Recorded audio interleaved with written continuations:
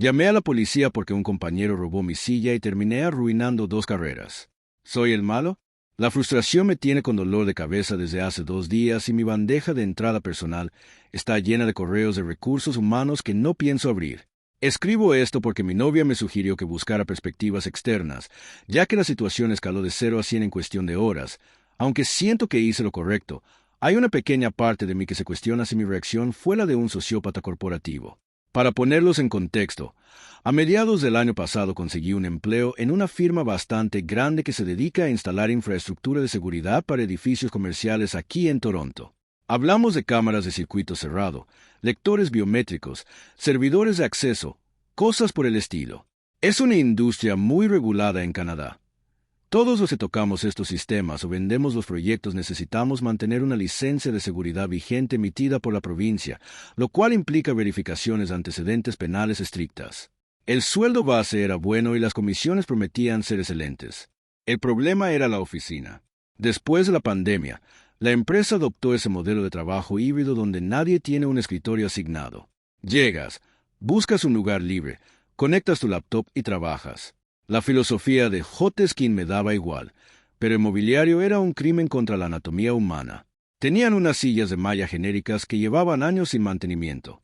Yo sufro de problemas lumbares desde un accidente de auto en mis 20s, y pasar 8 horas sentado en un pedazo de plástico rígido me estaba destruyendo la espalda baja en apenas mis primeros 3 días de inducción.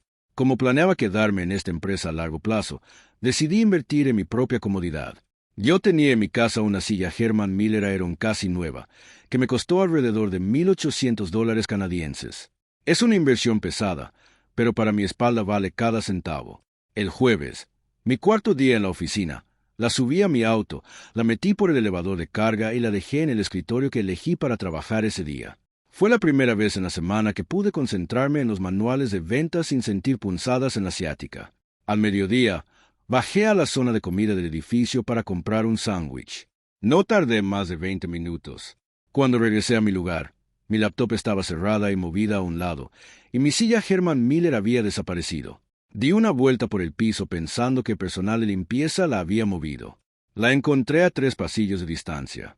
Estaba siendo ocupada por un tipo a que llamaremos Gary.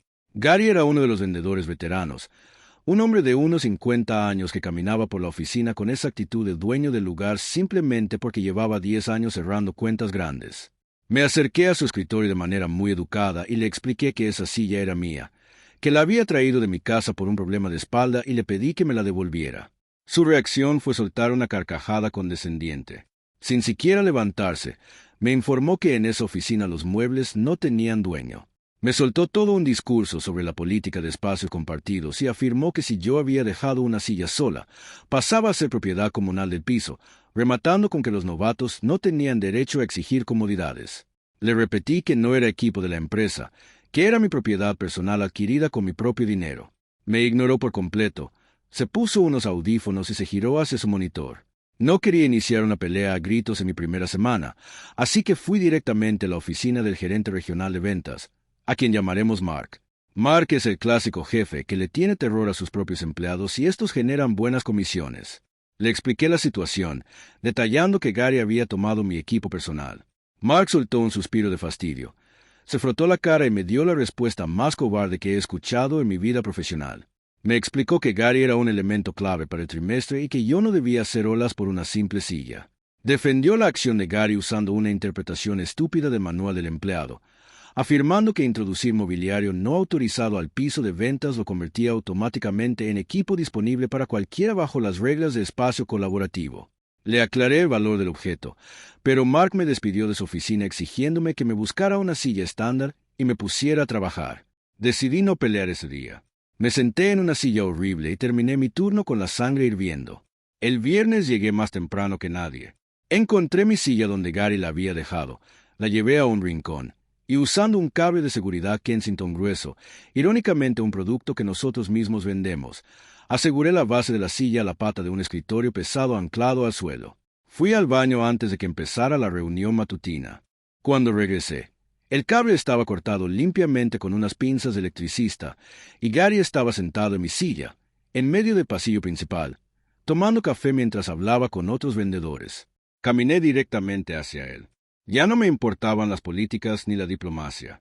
Le exigí en voz alta que se levantara de mi propiedad en ese mismo instante. El piso entero se quedó en silencio. Gary me miró de arriba a abajo, sonrió con arrogancia y me preguntó qué pensaba hacer al respecto un novato sin comisiones. Mark, el gerente, salió de su oficina por el ruido. Se acercó apresuradamente y me ordenó que bajara la voz. Empezó a regañarme frente a todos, acusándome de crear un ambiente hostil y exigiéndome que dejara a Gary en paz. Les di una última advertencia. Le informé a Mark y a Gary que si la silla no estaba en mis manos en el próximo minuto, iba a llamar a la policía para reportar un robo de propiedad privada que superaba los $1,000. Gary soltó una carcajada y me invitó sarcásticamente a que los llamara. Mark me amenazó con despedirme por insubordinación si sacaba mi teléfono. Ignoré a mi jefe, marqué el número de la policía local y reporté un robo en progreso. Detallé que el valor del objeto excedía el límite de faltas menores y que el individuo se negaba a devolverlo. Nos quedamos en un silencio sepulcral durante los 20 minutos que tardó en llegar una patrulla. Nadie trabajaba. Mark caminaba en círculo sudando frío y Gary seguía sentado en la silla, intentando aparentar calma pero moviendo la pierna frenéticamente. Subieron 2 oficiales de la policía de Toronto.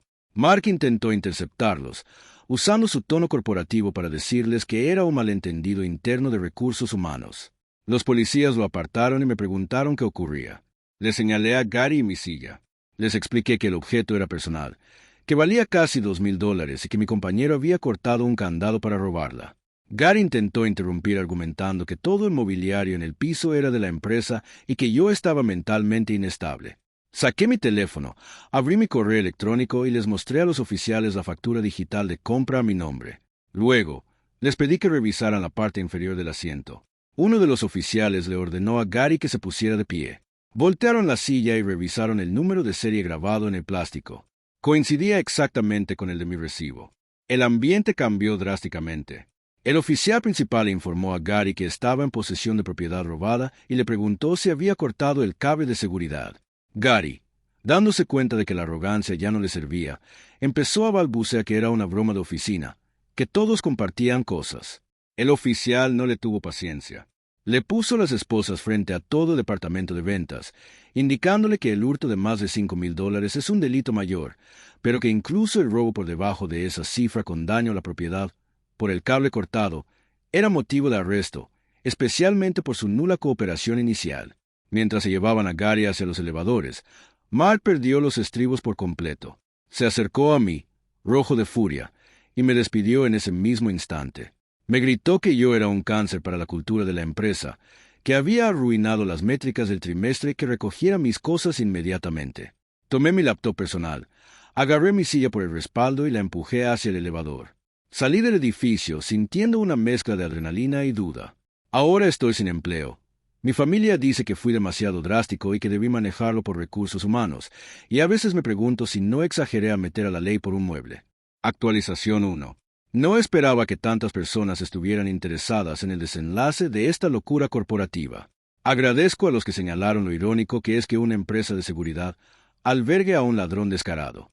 Han pasado un par de semanas y las ramificaciones de lo que ocurrió esa mañana han sido catastróficas para la empresa, y la verdad es que ya no siento ni un gramo de culpa. El despido de Gary fue automático, pero no por parte de Mark. Como mencioné en mi publicación, en esta provincia no puedes trabajar en el sector de seguridad comercial sin una licencia gubernamental impecable. El arresto por robo y vandalismo activó una notificación automática en el sistema del Ministerio Provincial. Al día siguiente, la licencia de Gary fue suspendida temporalmente a la espera de la resolución judicial. Sin esa licencia, es ilegal que él tenga acceso a planos de seguridad de clientes o que pise instalaciones seguras. La Dirección Nacional de la empresa se enteró del arresto y lo despidieron sin indemnización por violar las cláusulas de ética y cumplimiento legal de su contrato. Su carrera en esta industria está acabada por un buen tiempo. Pero la cosa no se detuvo ahí. Un par de excompañeros con los que había congeniado esos primeros días me contactaron por mensajes privados. Al parecer, la salida de Gary destapó una caja de Pandora. Llevaba años robando pequeñas cosas: auriculares caros, baterías portátiles, chaquetas de marca dejadas en los percheros e incluso se comía los almuerzos de otros. Todos sabían que era él. Pero Mark siempre lo encubrió y castigaba a cualquiera que intentara quejarse formalmente, alegando que la moral del equipo era más importante que unas cuantas pérdidas materiales. Mi llegada y mi negativa a dejarme pisotear fue simplemente el catalizador de algo que llevaba pudriéndose mucho tiempo. A mediados de la semana pasada, recibí una llamada del director regional de recursos humanos. Era un hombre con un tono muy cuidadoso y calculado. Me informó que Mark había sido suspendido de sus labores mientras se realizaba una auditoría interna. Resulta que despedir a un empleado en el acto, como represalia directa por reportar un delito a la policía, es una violación flagrante de las leyes laborales canadienses y expone a la empresa a una demanda millonaria. El director me ofreció restituirme en mi puesto de ventas, con el pago retroactivo de los días perdidos y un bono adicional por las molestias.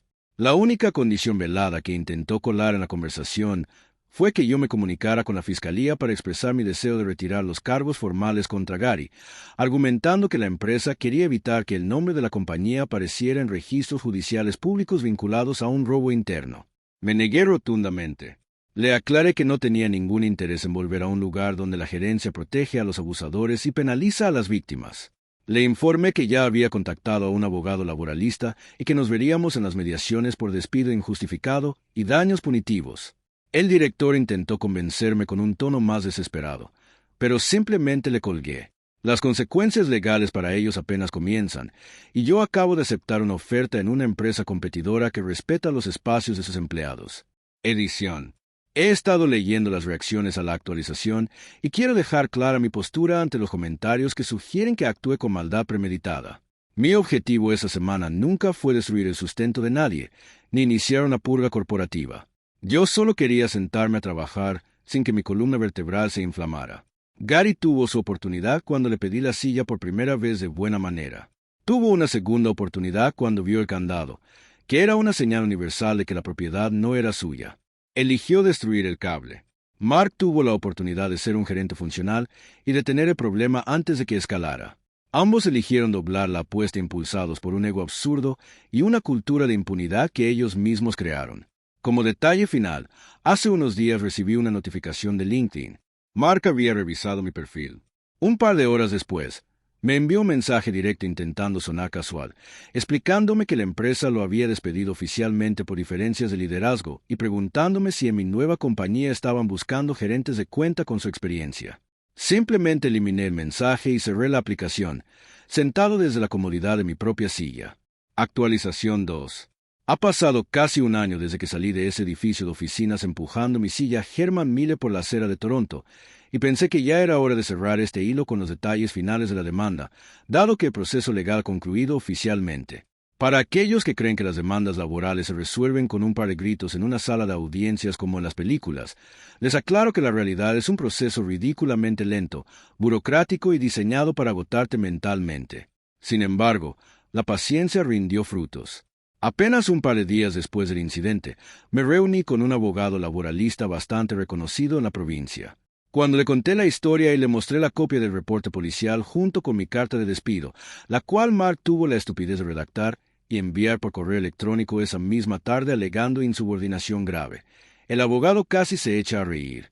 Tomó mi caso con un acuerdo de honorarios de contingencia, lo que significaba que él solo cobraba un porcentaje si ganábamos, porque sabía que la empresa se había disparado en el pie con una bazuca. Presentamos una demanda civil formal contra la empresa. Los cargos principales fueron despido injustificado, represalias ilegales por denunciar un delito, lo cual está fuertemente protegido por las leyes laborales canadienses, y la creación de un ambiente de trabajo hostil. Nuestra estrategia inicial no era ir a juicio, sino forzarlos a abrir sus archivos internos durante la fase de descubrimiento para que vieran que no íbamos a retroceder con una oferta baja. Durante los primeros 4 meses, los abogados corporativos de la empresa intentaron la táctica clásica de intimidación. Nos enviaron toneladas de requerimientos, intentaron argumentar que yo había violado políticas internas al introducir mobiliario no aprobado y sugirieron que mi llamada a la policía había sido una reacción desproporcionada que alteró el orden público de la oficina. Mi abogado respondió solicitando todas las comunicaciones internas de recursos humanos, los correos electrónicos de Mark y el historial de quejas de la oficina durante los últimos 5 años. Ahí fue cuando la arrogancia corporativa se desmoronó por completo. El proceso de descubrimiento reveló lo que mis excompañeros ya me habían insinuado. Gary tenía un historial documentado de robos menores. Encontramos correos electrónicos donde al menos 3 empleados diferentes se habían quejado formalmente de que Gary les había robado desde cargadores de computadoras hasta abrigos de invierno. Lo verdaderamente incriminatorio fue un intercambio de correos entre Mark y la directora regional de Recursos Humanos, donde Mark pedía explícitamente que archivaran las quejas contra Gary porque era el vendedor que más cuentas cerraba en el trimestre y no querían alterar su ritmo de trabajo con medidas disciplinarias sin importancia. Teníamos la prueba documental absoluta de que la empresa encubría robos sistemáticamente por avaricia comercial, y que mi despido no fue un error administrativo, sino una represalia directa para proteger a un ladrón que les generaba dinero. En cuanto sus abogados vieron que teníamos esos correos en nuestro poder, la postura agresiva desapareció. Nos convocaron a una sesión de mediación a puerta cerrada en el centro de la ciudad. El ambiente en esa sala era gélido. Los representantes legales de la empresa, acompañados por un vicepresidente de operaciones que voló desde Vancouver, ya no querían discutir si yo tenía la razón o no. Solo querían saber cuánto costaba mi silencio para evitar que esos correos se hicieran públicos en un juicio abierto que arruinaría su reputación en el sector de la seguridad. El acuerdo final se cerró esa misma tarde y los términos financieros fueron sumamente satisfactorios. No me convertí en millonario. Quiero ser realista en esto, pero la empresa acordó pagarme el equivalente a 1 año y medio de mi salario base proyectado, más un porcentaje de las comisiones que habría ganado estadísticamente, y cubrieron la totalidad de los honorarios de mi abogado. A cambio, tuve que firmar un acuerdo de confidencialidad, estricto. El acuerdo me prohíbe mencionar el nombre legal de la empresa, los nombres reales de los directivos o revelar los documentos internos de la fase de descubrimiento a la prensa o en redes sociales, motivo por el cual siempre he usado seudónimos aquí. En cuanto a los otros protagonistas de este desastre, la industria de la seguridad corporativa es un pañuelo. Las noticias vuelan, y el chisme corporativo es implacable. El proceso penal de Gary se resolvió hace unos meses. Como era su primer delito documentado formalmente y la cantidad robada, aunque alta, no ameritaba prisión efectiva, su abogado logró un acuerdo de culpabilidad por el cargo menor de daño a la propiedad y hurto. Pagó una multa fuerte y se le impusieron horas de servicio comunitario. Sin embargo, la condena penal, por mínima que fuera, fue suficiente para que el ministerio le revocara permanentemente su licencia provincial de seguridad. Supe por un conocido en común que ahora trabaja vendiendo seguros de vida desde un cubículo minúsculo en los suburbios, ganando una fracción de lo que solía cobrar. La situación de Mark fue igual de patética. Después de que la empresa lo despidiera para usarlo como chivo expiatorio durante la crisis interna, intentó conseguir puestos gerenciales en empresas de la competencia. Pero su reputación estaba arruinada. Nadie quiere contratar a un gerente de ventas conocido por encubrir robos de empleados y causar demandas de 6 cifras por despidos ilegales impulsivos. Terminó aceptando un puesto como representante de ventas junior, el mismo nivel que yo tenía cuando me despidió, en una compañía minúscula de alarmas residenciales. Por mi parte, la transición fue bastante fluida. Con el colchón financiero del acuerdo legal, pude tomarme unas semanas para respirar y luego me integré de lleno a mi nueva empresa. Mi actual gerente es un profesional competente que respeta los límites, y mi carrera ha despegado bastante bien en este último año.